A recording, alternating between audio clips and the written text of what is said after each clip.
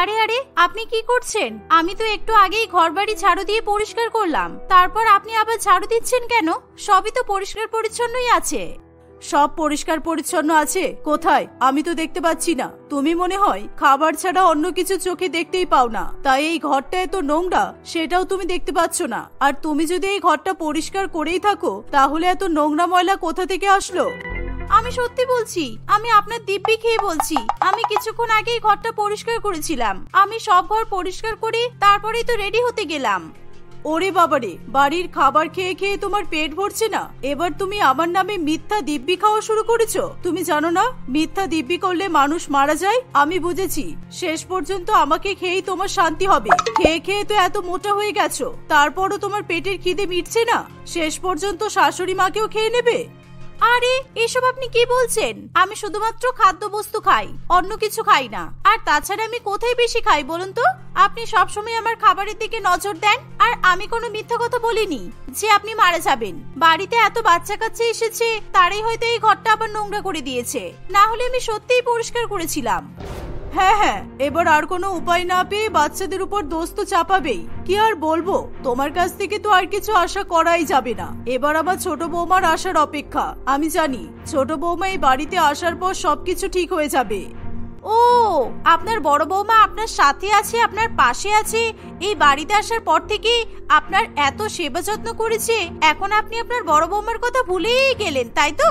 আজ যে এখনো এই বাড়ির বৌমা হলোই না, তাকে নিয়ে আপনার এত আশা, এত ভরসা।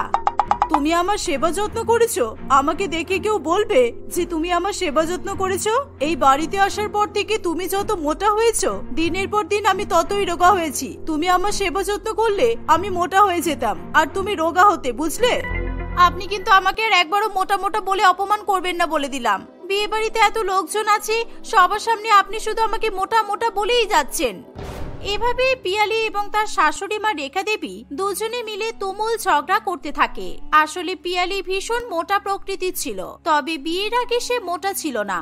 বিয়ের পরে শ্বশুর বাড়িতে আসার পর থেকেই সে ধীরে ধীরে অনেক মোটা হয়ে যায়, কারণ সে খাবার খেতে খুবই ভালোবাসে, তাই সে প্রয়োজনের তুলনায় অতিরিক্ত খাবার খেয়ে ফেলে। অন্যদিকে পিয়ালির শাশুড়ি মা রেখা দেবী রোগা ছিল, তাই মোটা বড় বৌমা এবং রোগা শাশুড়ি মায়ের মধ্যে প্রত্যেক দিনই প্রতিটা মুহূর্তেই ঝগড়া ঝামেলা লেগেই থাকতো। আর আজকে রেখা দেবীর ছোট ছেলে চন্দনের বিয়ে ছিল, সেই জন্যই বাড়িতে তাদের অনেক আত্মীয় স্বজনরা এসেছিল, কিন্তু তবুও তারা কোনো রকমের তোয়াক্কা না করেই ঝগড়া করতেই ব্যস্ত থাকে। আরে হয়েছে হয়েছে, তোদের শাশুড়ি বৌমা ঝগড়া হয়ে গেলে এবার চল তাড়াতাড়ি রেডি হয়ে নে, বরযাত্রী যেতে হবে তো। ঝামেলা দেখতে আর ভালো লাগছে না আমাদের। এভাবে কিছুক্ষণের মধ্যে রেখা দেবীর ছোট ছেলে চন্দন তার পরিবার এবং আত্মীয় স্বজনকে নিয়ে বিয়ে করতে চলে যায়। চন্দন তার মায়ের পছন্দ করা মেয়ে গুনগুনকে বিয়ে করে বাড়িতে নিয়ে আসে। গুনগুন দেখতে যেমনই রোগা ছিল তেমনই সুন্দর ছিল। বা ছোট বৌমা, তোমাকে দেখতে একদম ফুলের মতো মনে হচ্ছে, খুব সুন্দর দেখতে তুমি। কি সুন্দর রোগা, তোমার ফিগারটাও দারুণ। শোনো, নিজেকে কিন্তু সবসময় মেনটেন করার চেষ্টা করবে। তোমার বড় যাও কিন্তু যখন এই বাড়িতে এসেছিল তোমার মতোই রোগা ছিল, কিন্তু এখন বেলুনের মতো ফুলে গেছে, দেখতে পাচ্ছ তো? শাশুড়ি মায়ের মুখে এমন কথা শুনি পিয়ালির খুবই রাগ হয়। পিয়ালি কিছু বলার আগেই ছোট বৌমা গুনগুন বলে, আপনি আমাকে আশীর্বাদ করুন মা, যাতে আমি আপনার ভালো বৌমা হতে পারি আর এই বাড়ির ভালো বউ হতে পারি, আর আমি আমার সমস্ত দায়িত্ব কর্তব্য ভালোভাবে পালন করতে পারি। হ্যাঁ হ্যাঁ, তুমি চিন্তা করো না, মায়ের কাছ থেকে তুমি রোজ আশীর্বাদ পাবে। সকাল বিকাল সন্ধ্যা রাত্রিবেলা সব সময় পাবে, যেরকম ভাবে মা আমাকে সব সময় আশীর্বাদ দেয়। আচ্ছা, কেমন ভাবে আশীর্বাদ দেয় আমি তোমাকে বুঝিয়ে দিই। বৌমা, তুমি একদম এই ফুলের মতো বাচ্চা মেয়েটাকে ভয় দেখানোর চেষ্টা করবে না বলে দিলাম। আমি তোমার সঙ্গে সবসময় ঝগড়া করি বলে আমার ছোট বৌমার সঙ্গেও যে ঝগড়া করব তা কি করে হয়? শোনো ছোট বৌমা, তুমি এসবে কান না দিয়ে আগে নিজের মোটা শরীরকে সামলাও। ওরে বাবা রে, একেবারে ফুলের মতো বাচ্চা মেয়ে, তাই না? দেখবেন বেশি আদর ভালোবাসা দিতে কি আপনার ফুলটা আবার যেন ঝিমিয়ে না পড়ে। আপনার ছোট বৌমা রোগা বলে একে দেখে আপনার বাচ্চা মনে হচ্ছে, তাই না? আর আমি মোটা বলে কি আপনার কাছে বয়স্ক? না না, আসলে আপনার তো অনেক বয়স হয়েছে, আপনি বুড়ি হয়ে গেছেন, সেই জন্য আপনার মনে হচ্ছে গুনগুন খুবই ছোট বাচ্চা মেয়ে। এই তুমি আমাকে বয়স্ক বুড়ি বলছো? তোমার সাহস তো কম নয়। তুমি নিজেকে একবার আয়নায় দেখেছো? ষাঁড় গরু একটা, একেবারে ষাঁড় গরু হয়ে গেছো। কদিন পর হাতি হয়ে যাবে, হাতি। মা, আপনি যদি আমাকে আর একবার ষাঁড় গরু বলেছেন তাহলে কিন্তু খুব খারাপ হবে বলে দিলাম। তাহলে কি খারাপ হবে শুনি? কি করবে তুমি বলো? তুমি কি তোমার শাশুড়ি মায়ের গায়ে হাত তুলবে? না, বয়স্কদের সম্মান করতে হয় আমার সেটুকু জানা আছে। আপনি যদি আমাকে আর একবার ষাঁড় গরু বলেছেন আর অপমান করেছেন কিংবা মোটা বলেছেন তাহলে কিন্তু আমি আপনার এই পিঁপড়ের মতো রোগা বৌমাকে একেবারে মেরেই ফেলবো। এর গায়ের উপর উঠে বসলেই এই এমনিতেই মরে যাবে, আর কিচ্ছু করতে হবে না আমাকে। পিয়ালির মুখে এমন কথা শুনে নতুন বৌমা গুনগুন প্রচন্ড পরিমাণে ভয় পেয়ে যায়। আজকে সে বিয়ে করে শ্বশুর বাড়িতে এসেছে আর আজকেই তার প্রাণ নেওয়ার কথা বলা হচ্ছে। গুনগুনকে ঘাবড়ে যেতে দেখে রেখা দেবী রেগে গিয়ে পিয়ালির কাছে তেড়ে আসে। এই তুমি বড্ড বেশি বেড়েছো তাই না? তুমি নতুন বৌমাকে পিঁপড়ে বললে? তোমার সাহস তো কম নয়। এই বলে রেখা দেবী পিয়ালির চুলের মুঠি ধরে। পিয়ালিও নিজেকে রক্ষা করার জন্য তার শাশুড়ি মায়ের হাত ধরে টানাটানি করতে থাকে। বৌমা এবং শাশুড়ি মাকে এরকম ভাবে লড়াই করতে দেখে গুনগুন প্রচন্ড পরিমাণে ঘাবড়ে যায় আর সে অজ্ঞান হয়ে সেখানেই পড়ে যায়। হায় রে হায়, তোমার জন্য আমার নতুন বৌমাটা মাথা ঘুরেই পড়ে গেল। এই কে কোথায় আছো? তাড়াতাড়ি হাওয়া করো। কে কোথায় আছো? তাড়াতাড়ি একটু জল নিয়ে এসো।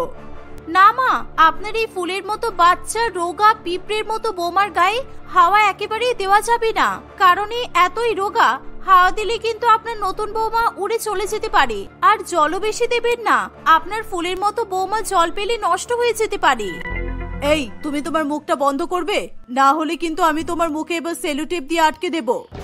রেখা দেবী ভেবেছিল তার নতুন বৌমা গুনগুন বাড়িতে আসার পর সবকিছু ঠিক হয়ে যাবে, কিন্তু পরিস্থিতি আরো বিগড়ে যায়। আগে বাড়ির বড় বৌমা এবং শাশুড়ি মায়ের মধ্যে ঝগড়া লেগেই থাকতো, আর এখন বাড়ির মোটা বউ এবং রোগা বউয়ের মধ্যে ঝামেলা হয়। তাদের পাড়ার অন্যান্য বাড়ি থেকে সেরকম কোনো সারা শব্দ পাওয়া না গেলেও তাদের বাড়ি থেকে সবসময় ঝগড়া লড়াই মারপিট করার শোরগোল লেগেই থাকতো। মা দেখুন না, আপনার মোটা বৌমা আমার সব পরোটা খেয়ে নিয়েছে। আপনি কতগুলো পরোটা দিয়ে গিয়েছিলেন বলুন তো?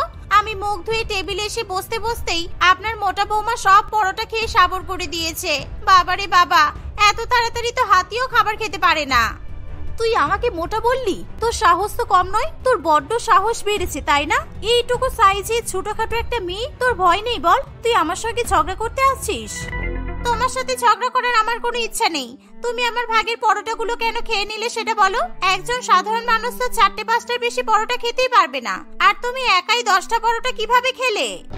আমার খিদে পেয়েছিল তাই আমি খেয়ে নিয়েছি। আমাকে খাবার নিয়ে খোটা দিবি না বলে দিলাম, না হলে এখনই আমি পাখা চালিয়ে দেব। আমাদের এই ফ্যানটা কিন্তু একেবারে হাই স্পিড ফ্যান।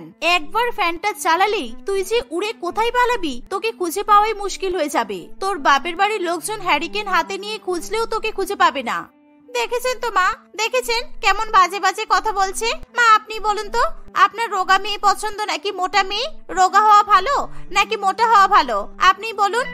হে উপরওয়ালা, আমার আর ভালো লাগে না এসব।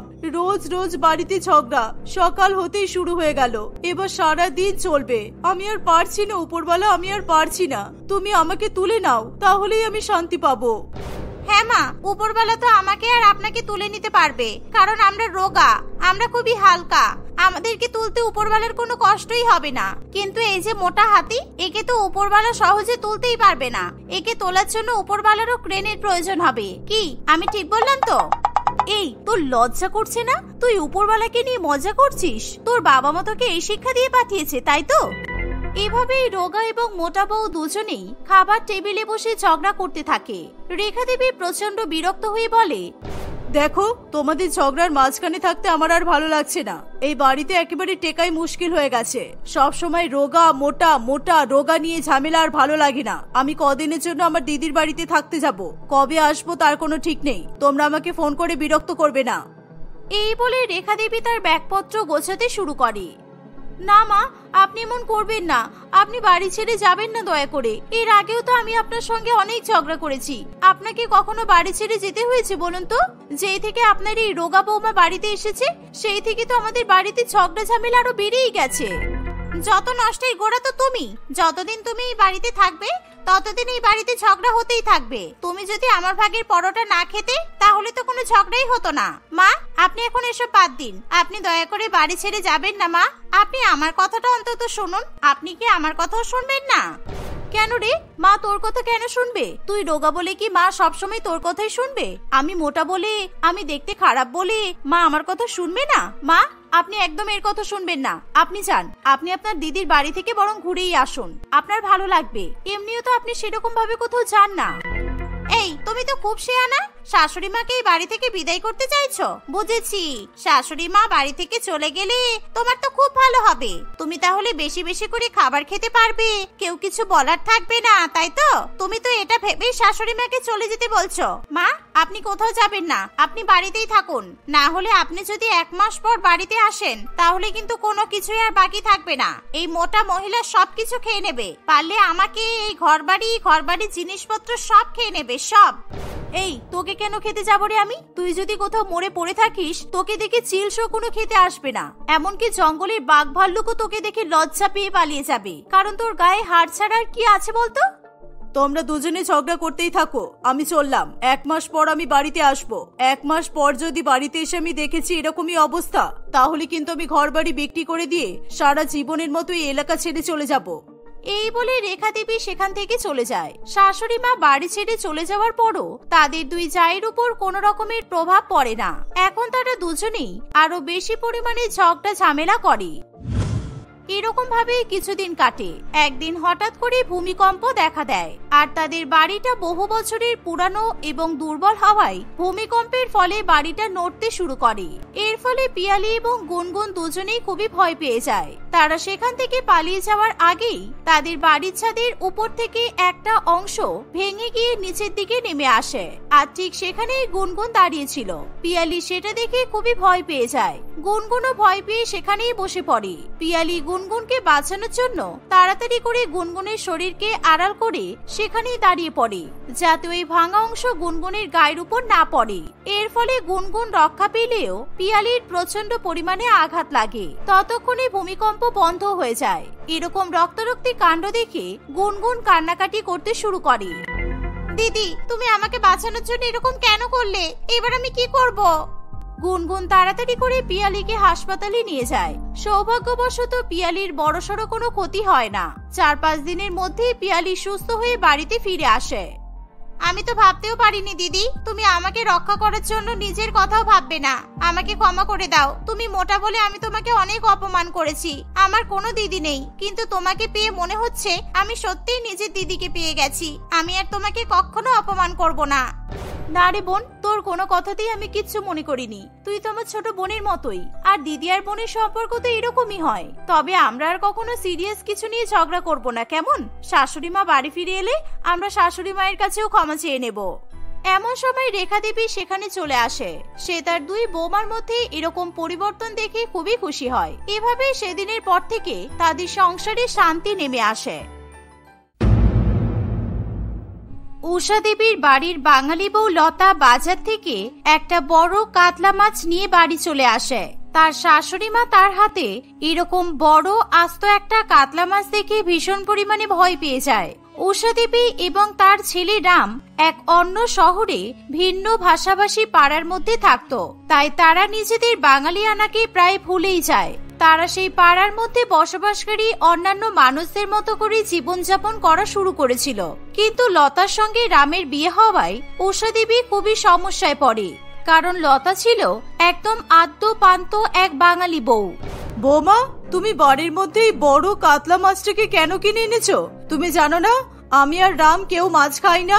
ইস, তাড়াতাড়ি এই মাছটাকে আমার সামনে থেকে নিয়ে যাও। আমার এত বড় মাছ দেখে ভীষণ পরিমাণে ভয় লাগছে।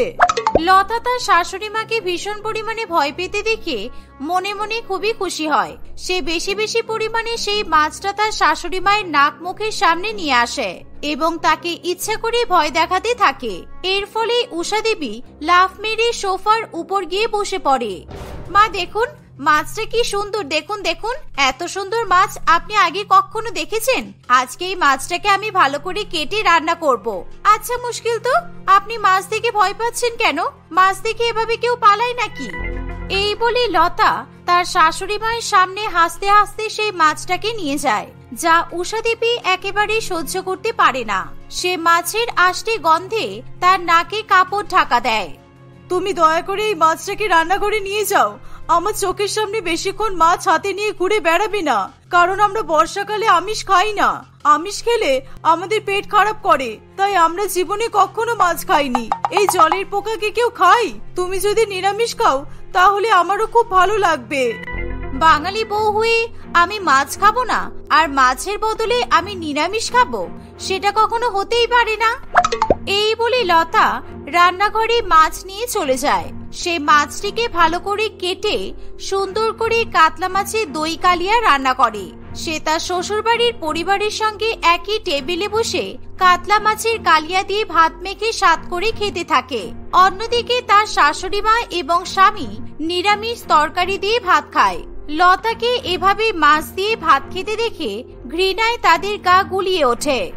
তুমি দেখছো যে তুমি মাছ খাচ্ছ বলে আমার মায়ের বমি পাচ্ছে, তবুও তুমি মায়ের সামনে এরকম করে মাছ খেয়ে যাচ্ছ। তোমাকে কতবার বলেছি এই বাড়িতে মাছ রান্না করবে না, তবুও তুমি শোনো না কেন বলো তো? ঠিক আছে, তোমাদের যখন আমার মাছ খাওয়া নিয়ে এতই সমস্যা, তাহলে আমি টেবিলে বসে মাছ খাবো না। আমি ঘরে খাটের উপর বসে মাছ দিয়ে ভাত মেখে খাবো।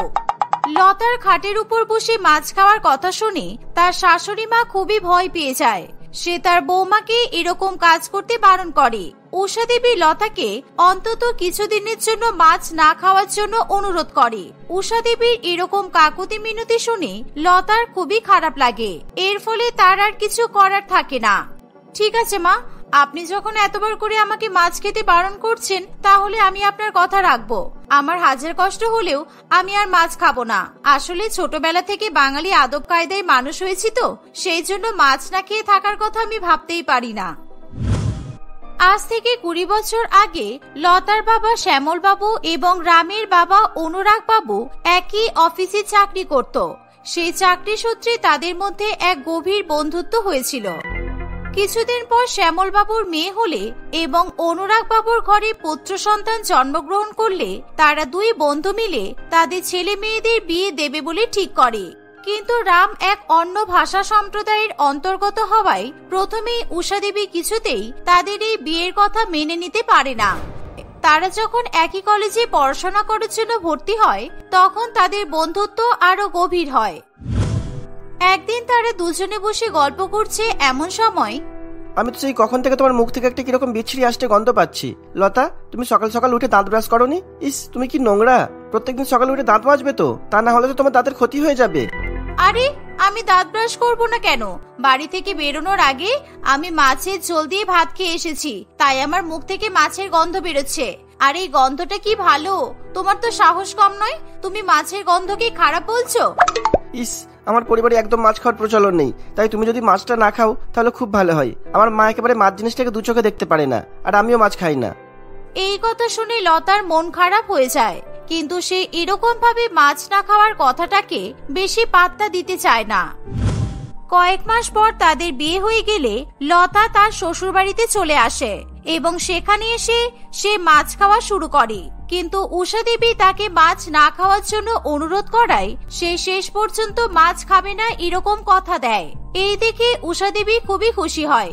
তারপর থেকেই উষা দেবী প্রত্যেকদিন রান্নাঘরে গিয়ে নিরামিষ খাবার রান্না করে এবং তার বৌমাকে সে নিরামিষ খাবার খাওয়ায়।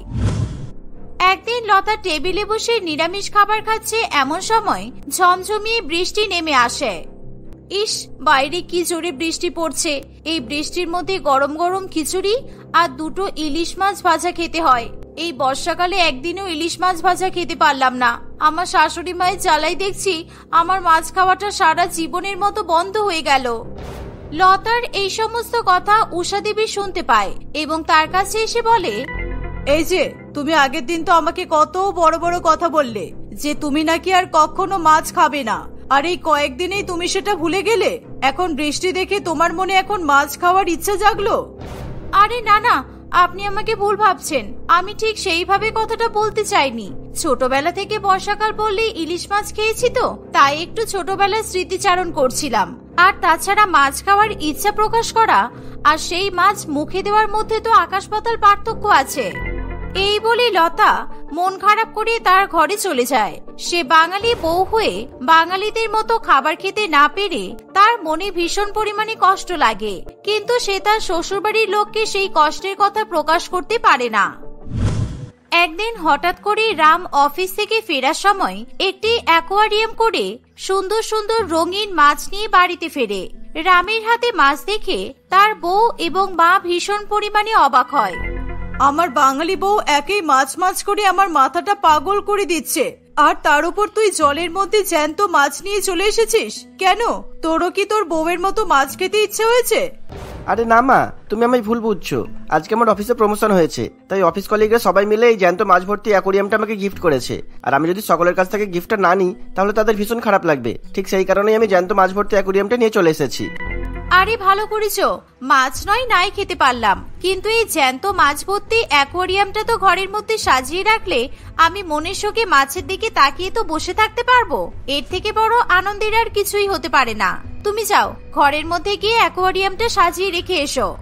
লতার কথা শুনে রাম সেই অ্যাকোয়ারিয়ামটা নিয়ে নিজের ঘরে চলে যায়। সে সুন্দর করে নিজেদের শোয়ার খাটের পাশের টেবিলে জ্যান্ত মাছ ভর্তি অ্যাকোয়ারিয়ামটা সাজিয়ে রেখে দেয়। দেখতে দেখতে কিছুদিন কাটে। লতা প্রত্যেকদিন সেই অ্যাকোয়ারিয়ামের দিকে তাকিয়ে মাছের জল খেলা দেখে ভীষণ পরিমাণে মজা পায়। একদিন রামের অফিস থেকে ফিরতে দেরি হয়। সেই সুযোগে প্রায় 1 মাস হতে চললো, আমি মাছ ছুঁয়ে পর্যন্ত দেখিনি। আমার শরীর কেমন খারাপ করছে। মাছ না খেতে পেয়ে আমি দিন দিন দুর্বল হয়ে পড়ছি। আমি আজকেই সন্ধ্যাবেলা আয়নায় নিজের মুখ দেখেছি। আমার চোখের তলায় কেমন কালি পড়ে যাচ্ছে। একজন বাঙালিকে মাছ ছাড়া রাখা আর মাছকে জল ছাড়া রাখা দুটোই সমান। ঠিক এমনই কথা বলতে বলতে লতার মাথায় এক ভয়ঙ্কর বুদ্ধি চলে আসে। এখন তো কেউ নেই, শাশুড়ি মাও নিজের ঘরে গিয়ে ঘুমিয়ে পড়েছে। আমি বরঞ্চ এই অ্যাকোয়ারিয়াম থেকে জ্যান্ত মাছগুলো বের করে খেয়ে নিই। বাঙালি কাঠ খেয়ে হজম করে দেয়, আর আমি এই জ্যান্ত মাছগুলো হজম করতে পারবো না। আমি এখনই এই মাছগুলো ধরে খেয়ে নেব। এই বলে লতা অ্যাকোয়ারিয়াম থেকে সমস্ত জ্যান্ত মাছগুলো বের করে এবং একে একে সব মাছগুলো চিবিয়ে চিবিয়ে খেতে শুরু করে। ঠিক এমন সময় জ্যান্ত মাছের কাঁটা তার গলায় বেঁধে যায়। সে ভয়ঙ্কর জোরে আর্তনাদ করে ওঠে। ঠিক সেই সময় রাম এবং উষা দেবী তার ঘরে এসে উপস্থিত হয়। লতা তার গলার যন্ত্রণা সামলে রাখতে পারে না এবং সেই মুহূর্তেই সে বমি করা শুরু করে। এ কি লতা, তুমি এরকম করছো কেন? তোমার কি শরীর খারাপ লাগছে?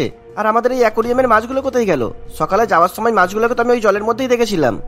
ঠিক সেই সময় লতা বমি করার সঙ্গে সঙ্গে তার পেটের মধ্যে থেকে মরা মাছ বেরিয়ে আসে। এই দৃশ্য দেখে উষা দেবী এবং রামের আসল ঘটনা বুঝতে আর বাকি থাকে না। সমস্ত মাছ লতার পেট থেকে বেরিয়ে গেলেও তার গলার যন্ত্রণা কিছুতেই কমে না। তার বমির পরিমাণ আরো বেশি পরিমাণে বৃদ্ধি পায়। লোকে ঠিকই বলে বাঙালি বউগুলো রাক্ষসী হয়, না হলে এরকম জ্যান্ত মাছ কেউ চিবিয়ে চিবিয়ে খেতে পারে? ওরে বাবা গো, এরকম বৌমা আমি কোথাও দেখিনি। রাম, তুই এক্ষুনি বৌমাকে হসপিটালে নিয়ে চল, না হলে এর যদি কিছু হয়ে যায় আমাদেরকে তো পুলিশ টানতে টানতে জেলে নিয়ে যাবে। উফ মা, তুমি একটু চুপ করবে? এসব বাজে কথা বলার এখন সময় নয়। আমাদেরকে যে করে হোক লতাকে সুস্থ করে তুলতেই হবে। এই বলে রাম এবং উষা দেবী লতাকে তাদের বাড়ির সামনে নার্সিং হোমে নিয়ে চলে যায়। লতার শারীরিক অবস্থার অবনতি হলে তাকে ডাক্তারবাবু আইসিইউতে ভর্তি করে এবং সেই মুহূর্তেই তার গলার অপারেশন করে মাছের কাঁটা বের করা হয়। ডাক্তারবাবু লতাকে একটি ইনজেকশন দেয়। এর ফলে তার বমির পরিমাণ অনেক কমে যায়। ডাক্তারবাবু লতার চিকিৎসা করে অপারেশন থিয়েটার থেকে বাইরে বেরিয়ে আসে। ডাক্তারবাবু, আমার ওয়াইফ সুস্থ হয়ে যাবে তো? জ্যান্ত মাছ খেয়ে নেওয়ার ফলে ওর কোনো রকমের ক্ষতি হবে না তো? আমাদের ভীষণ চিন্তা হচ্ছে। আপনি কোনো কথাই আমাদের কাছে লুকাবেন না, দয়া করে বলুন না কি হয়েছে আমার ওয়াইফের। দেখুন, আপনি বেশি চিন্তা করবেন না। আপনার বউ এখন আগের থেকে অনেক সুস্থ আছে, কিন্তু ওনার গলায় অপারেশন করার ফলে উনি এখন 1 মাস কথা বলতে পারবেন না। ডাক্তারবাবুর এমন কথা শুনে উষা দেবী এবং রামের খুবই খারাপ লাগে। জানেন ডাক্তারবাবু, আমি আমার বৌমাকে 1000 বার মাছ খেতে বারণ করেছিলাম, কিন্তু আমার কোনো কথা শোনেনি। আজকেও মাছ খাই বলে উপরওয়ালা ওকে পাপ দিয়েছে আর ওর গলার আওয়াজ কেড়ে নিয়েছে। ও যদি মাছ না খেত তাহলে ওকে এরকম দিন দেখতে হতো না। দিদি, আমি আপনার এই কথার সঙ্গে সম্মতি হতে পারলাম না, কারণ আমিও একজন বাঙালি। সুতরাং বাঙালি হয়ে যে মাছ খায় না তাকে আমরা বাঙালি বলে গণ্যই করি না। এর মধ্যে অনেক প্রোটিন, ভিটামিন ও অন্যান্য খাদ্যগুণ থাকে, সুতরাং মাছ খাওয়া শরীরের জন্য খুবই উপকারী। কিন্তু আপনার বৌমা যে অ্যাকোরিয়াম থেকে জ্যান্ত মাছ তুলে খেয়ে নিয়েছে, সেটা ভীষণ পরিমাণে শরীরের জন্য ক্ষতিকর। অ্যাকোরিয়ামে যে মাছগুলো থাকে সেগুলো ঘর সাজানোর জন্য, ওগুলো মোটেই খাওয়ার যোগ্য মাছ নয়। উষা দেবী ডাক্তারবাবুর কথা শুনে মনে মনে নিজের অন্ধ কুসংস্কারকে পরিত্যাগ করে। সে বাঙালিদের মাছ খাওয়ার ব্যাপারে খারাপ কথা বলার জন্য ডাক্তারবাবুর কাছে এবং সেই সঙ্গে তার বৌমার কাছেও ক্ষমা চায়। বৌমা, আজকে আমি তোমাকে যদি মাছ খেতে বারণ না করতাম, তাহলে তোমাকে লুকিয়ে লুকিয়ে জ্যান্ত মাছ খেয়ে নিজের শরীরটা খারাপ করতে হতো না। তুমি পারলে আমাকে ক্ষমা করে দিও, আমি অনেক বড় ভুল করে ফেলেছি। আজকে থেকে আমি তোমাকে মাছের ঝোল রান্না করে খাওয়াবো, যাতে তোমার হাতে গলায় কোনো রকমের অসুবিধা না হয়। সেই জন্য মাছের কাটা আমি নিজেই বেছে দেবো, তুমি কোনো চিন্তা করো না। কারণ তুমি বাঙালি বউ হয়ে যদি আমাদের পরিবারের সাথে মানিয়ে নিতে পারো, তাহলে আমরা কেন তোমার মাছ খাওয়ার সাথে নিজেকে মানিয়ে নিতে পারবো না? লতা তার স্বামী এবং শাশুড়ি মায়ের এই কথা শুনে মনে মনে খুবই খুশি হয়। ধীরে ধীরে 1 মাসের মধ্যে লতা সুস্থ হয়ে ওঠে।